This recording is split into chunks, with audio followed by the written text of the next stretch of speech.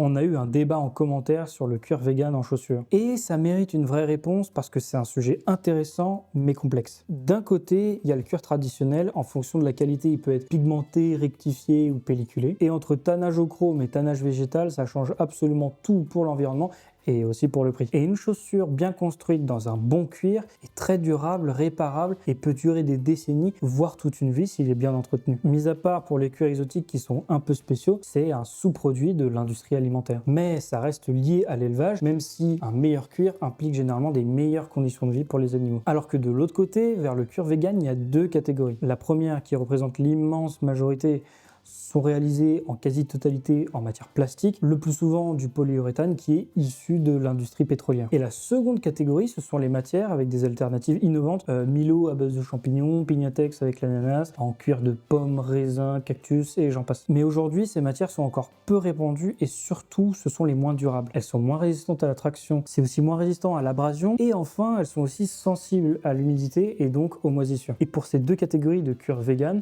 on peut les nettoyer, mais pas vraiment les nourrir ni les entretenir. Sur le site Monsieur Chaussures, on a des nettoyants pour les baskets vegan et du cirage pour les chaussures en cuir, donc peu m'importe. Mais lorsque vous êtes un peu sensible à ces questions, c'est un vrai dilemme. Pas de souffrance animale, mais des chaussures en matière soit pétrochimique, soit pratiquement jetable, ou un cuir qu'on peut entretenir au très long terme, mais lié à l'élevage. Je vous ai mis quelques adresses en commentaire si vous voulez des chaussures vegan, et si vous en connaissez d'autres, n'hésitez pas à compléter. Parce que j'insiste, les deux points de vue se valent. Aujourd'hui, je privilégie surtout de la seconde main avec du cuir traditionnel. Mais vous, que choisissez-vous ?